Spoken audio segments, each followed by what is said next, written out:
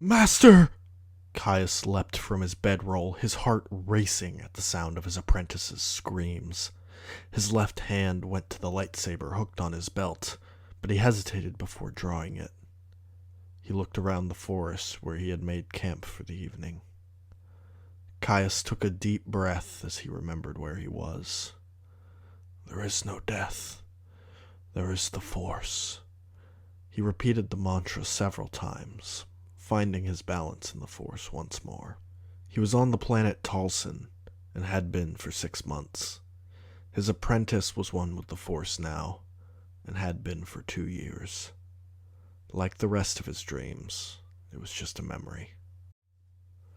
When Caius had recomposed himself, he went through the routine of packing his makeshift campsite. He had done it so many times now, it was almost comforting after such an abrupt awakening. It was becoming all too common for him to wake up like this. Caius continued through the forest for several hours toward a village he had yet to visit. The Force had guided him to Tulsan months ago, and he still wasn't sure why. He had wandered from settlement to settlement with no clear indication as to what his purpose was here. As he climbed over one last hill, he could finally see the village. It was near the ocean, which was also visible in the distance. A single island sat on the horizon with a dark storm cloud hanging over it. He had a bad feeling about that place. He climbed down the hill and headed toward the village. Caius proceeded down its main street. It seemed fairly humble, made of wooden shacks and ramshackle huts. There were very few people out and about, however. The villagers seemed to mostly keep to themselves, only interacting with each other to trade goods. "You there, young wanderer," an elderly female voice cried out. Caius stopped. He was almost 40. He wouldn't have considered himself young. Caius turned to see an old Zabrak woman sitting on a cushion on the side of the road.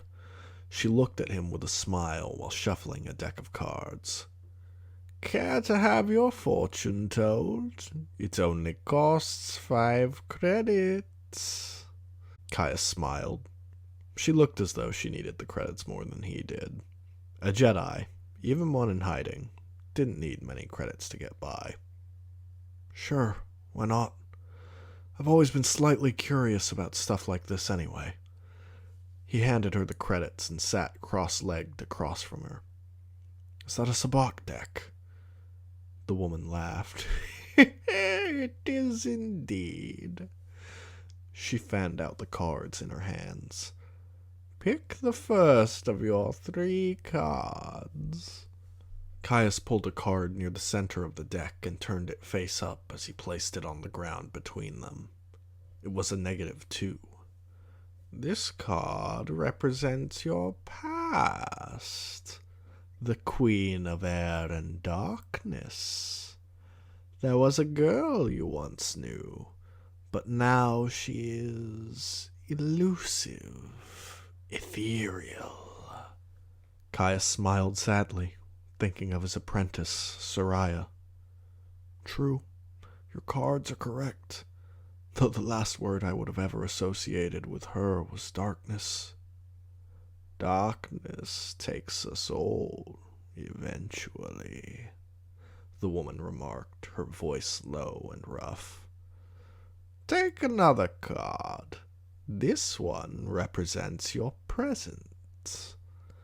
Caius pulled a card near the top of the deck, a -15 this time.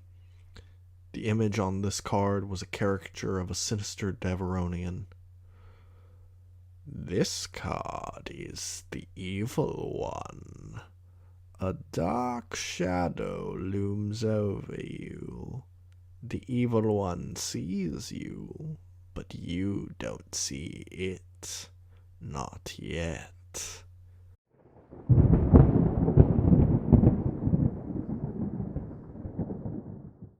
Thunder continued to echo from the storm over the nearby island. Caius found it hard to ignore the ominous weather. "So, the last card will be my future?" he asked. He was growing more eager to move this along. He didn't believe in fortune-telling, but there was something unsettling about all of this. Very astute. Pick one last card. Caius drew the card at the bottom of the deck. A chill ran down his spine as he turned it over. -13. Demise. The woman did not need to elaborate on the meaning of this card. It was obvious to both of them. She looked concerned for a moment before laughing uncomfortably. Forgive me, the cards are not typically so macabre. It's quite all right, Caius said as he stood back up. It's just a game. Still, there was something nagging at him. He reached out with the force, trying to identify if the disturbance was within himself or something external.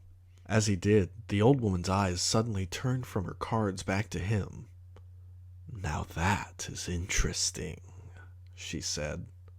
The words came from the woman, but the voice was not hers.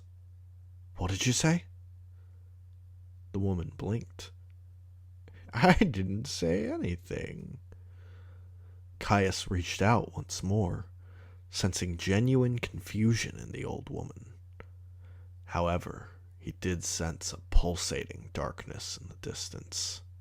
He turned toward the ocean, looking at the island on the horizon. What can you tell me about that island? The woman looked to the ocean while absent-mindedly rubbing one of her horns. That is a dark place. The storm never leaves that island. It always rages, never ceasing. That cloud has been there since I was a child, and will be there long after I am dead. There is no death, Caius thought. What causes it? The woman shrugged. Some say it was cursed by an old sea god. Others think it's corrupted by dark energy from the island itself. I see. Thank you, ma'am. Caius turned and walked away from the village toward the shore as the sun began to set. The cards were one thing. The momentary change in the woman when he reached out in the force was something else entirely, and he had a hunch the island was the epicenter of the disturbance. Was this why the force brought him here? To investigate the darkness on the island? Or perhaps to stop someone hiding there? He set up his campsite for the evening near the shore. Caius sat awake for a while under the stars, watching the lightning from the storm.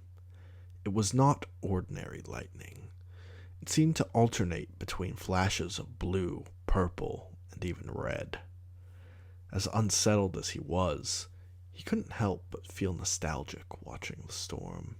It brought back memories of the many nights spent with his Padawan, Soraya. She had found storms to be calming, and thus they often meditated together during storms. I know you're still with me, Caius whispered, because I know the Force is with me. He crawled into his tent and let his concern for the next day slip away as he fell asleep.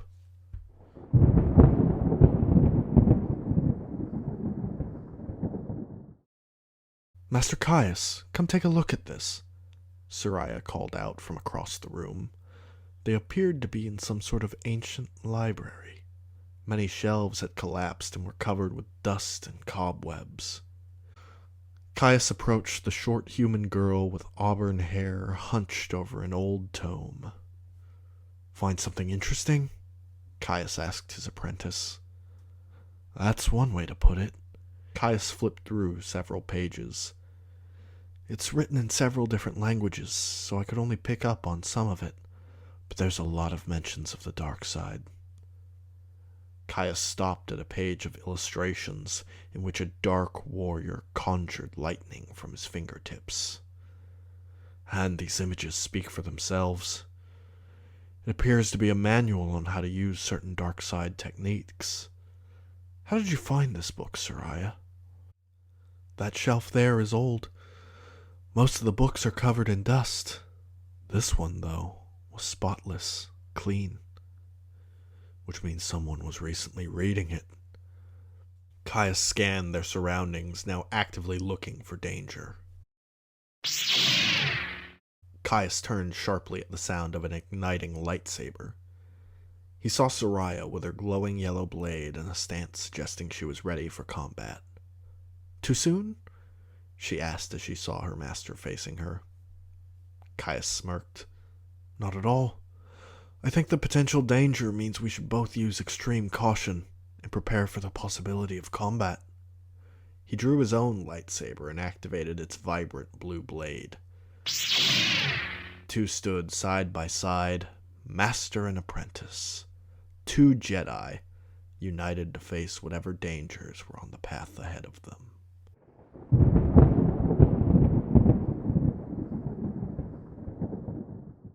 Caius sat up, suddenly fully awake. What was that? It felt like a memory, but it couldn't have been. He and Soraya never found a book about dark side techniques, nor had they ever been to that place. But Soraya acted just as she had when she was alive, eager to contribute and earn his approval. It was no ordinary dream. It was too specific, too real. Not to mention the fact that Caius's only dreams for the past 2 years had just been his memories. He exited the tent and looked to the island in the distance. Something or someone on that island was toying with his mind. Whatever it was had fabricated a false memory and showed it to him. Was it meant to deceive him or intrigue him? Caius left the campsite behind without packing anything. He ran straight for the nearest dock. He had to get to the island. He had to know what it was. Caius found a few fishermen preparing to set sail, and paid all the credits he had in exchange for passage to the island. After an hour on the boat, the island was much more visible to him. It was smaller than he expected. A large stone tower covered in overgrown vegetation was the sole structure on the island. He could sense the fishermen's trepidation about sailing further into the storm. By then, however, they were close enough to the island for Caius to swim. He leapt overboard without saying anything to the others on the boat. He swam through the difficult waters with the aid of the Force and eventually made his way to the island's shore. He gripped his lightsaber within his left hand and started toward the tower. Caius approached the 2 metal doors at the base of the tower, but stopped before entering. He knew that his arrival was impulsive and emotional. In a dark place like this, he was very susceptible to the dark side. He took a moment to sit in front of the doors and meditate to center himself once more. After a few minutes, he stood and entered the tower. He instantly recognized the room he entered. It was an old library, with most of the bookshelves toppled over. Books were scattered across the floor. Some were shredded or decaying, and nearly all were covered in dust. This was the place from his dream. Caius steadily approached one of the upright bookshelves, where Soraya had found the book in the dream. "Master Caius?" Caius whipped around, grasping the hilt of his lightsaber with both hands.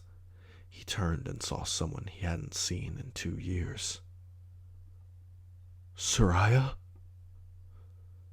The young woman smiled, tears welling in her eyes. "Master Caius, I can't believe I finally found you." She took a step forward, but Caius took a step back. "This can't be possible. I watched you die. I watched the clones kill you."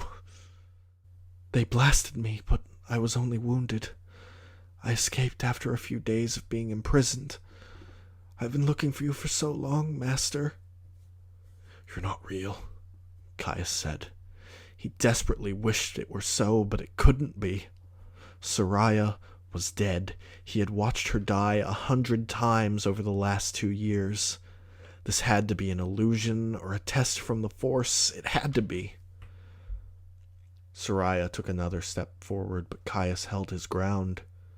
We would often make detours before returning to the temple to get food on Ord Mantell, she said. You found a yellow kyber crystal to replace my original green one that was destroyed when we fought in the Battle of Ryloth. We used to play Pazak to pass the time when traveling through hyperspace. Only the two of them could have known these things. Caius lowered his guard slowly. How do you? Is it really you, Soraya? He reached out his hand toward her. She gently put her hand against his. Caius could feel her warm, smooth skin against his as they made physical contact. He could sense the light in her. She rushed forward and embraced him in a tight hug, which he gleefully returned. How did you find me? Caius said. I trusted the Force to guide me, and it led me here, Soraya said as she finally pulled away from the embrace. Though I don't know why the Force led us here, of all places. I think I know, Caius said. I sensed a dark presence here, and I think we need to destroy it. I don't sense the dark side here, Master, Soraya replied. The Force is strong here, but not the dark side specifically. Caius reached out with the Force once more. She was right. This place had a connection to the Force, but the dark side did not permeate this place as he had previously sensed. Was he mistaken? Was his dream not a false memory, but rather a distorted vision of the future in which he and Soraya were reunited? Maybe you're right. Perhaps I was projecting my own grief into the Force around me. I've spent 2 years hiding alone. I've missed you so much, my Padawan. And I can't even imagine what you've been through, Soraya. But now the Force has brought us back together. We aren't alone anymore. And together, we can overcome anything.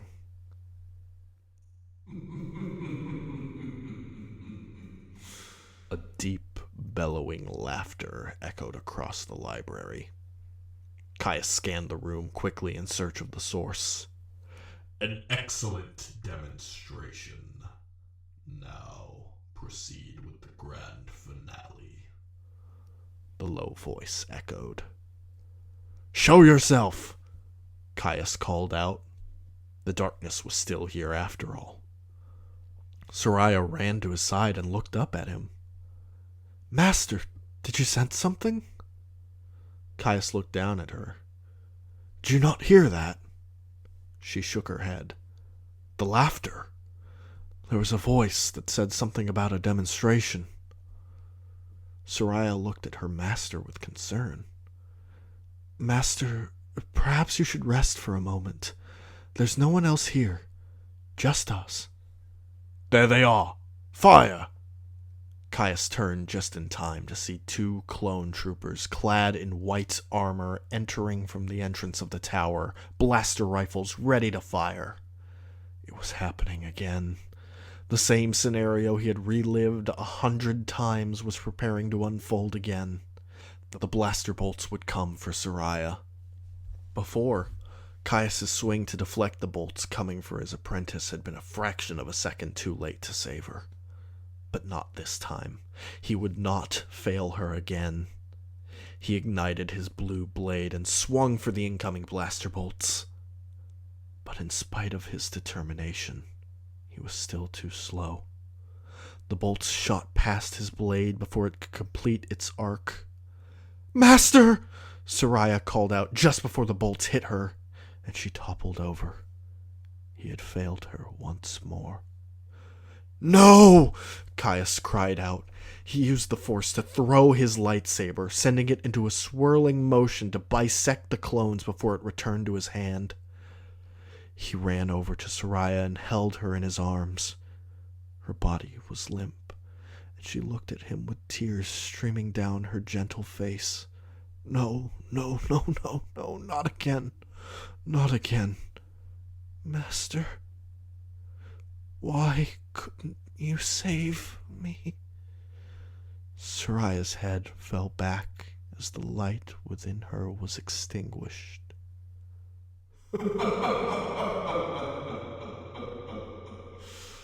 The dark laughter echoed through the library again. An excellent performance. Well done. Perhaps the time has come for us to reveal ourselves. Caius looked up to see two figures watching from a balcony above him. A man and a woman leaned over the railing, dark hoods and cloaks concealing their features. They had not been there a moment ago. Caius went to place Soraya's body on the ground, only to find that he was holding nothing. He turned to the bodies of the clones and found them missing as well. The dark side of the Force was palpable once more. He was practically drowning in it. He had never heard of illusions so powerful, yet they had deceived him all the same. And these two were the ones responsible. They were amused by his grief and torment. Caius could feel anger rising within him. What sort of magic is this? Are you one of the witches of Dathomir? Caius held his lightsaber in front of him and assumed an offensive stance. This time the woman laughed. She leapt over the railing and gently floated to the ground with the Force. The Night Sister's magic is primitive compared to my sorcery. She reached out with her hand and Caius's body froze. Every muscle in his body went rigid, held in place with the Force. He fought with all his strength but was helpless to move. His mind was too clouded by his own rage and grief to call upon the Force. He was outnumbered and outmatched. The woman approached him and plucked his lightsaber from his hands. She deactivated the blade and walked behind him. He couldn't turn his head to face her. I think I have something you might like better. She returned to his field of vision, stood directly in front of him, and placed a different, deactivated lightsaber in his hands. It was the hilt of Soraya's lightsaber, another illusion meant to mock him. Do you like it? How could you have known what it looks like, or what she was like? How did you know any of it? Oh, please. Your mind was easier to read than any of the books on these shelves. You thought about her so often I barely had to dig through your mind at all. Enough, the man called out from the balcony above. You've proven the strength of your sorcery against the Jedi. We have no further need of him. Finish him. Yes, my master, the woman replied. She ignited a crimson lightsaber and began to approach Caius once more. She held it over her head, no doubt preparing to swing it down at him. And Caius saw his chance. If he could activate his blade, she would be impaled as she approached, and he would perhaps be freed to fight her master. But he still couldn't move his body. There was only one other way. He concentrated with the Force and focused his mind on the activation button on his lightsaber. He couldn't see it through the illusion, so he instead visualized it in his mind. The haze of darkness and fear threatened to cloud his concentration, but he found his mark. He used the Force to press down on the button he could not see. The bright blue blade shot to life from the back end of his lightsaber, impaling Caius through the chest. His gaze lowered to the lightsaber in his hands. As the final illusion faded, he saw Soraya's hilt disappear, revealing his own with the emitter facing him. The woman stopped and released her grip on him with the Force. Caius fell to his knees, his life rapidly draining from his body. "There is no death," he whispered. He fell forward as he succumbed to his wound and became one with the Force.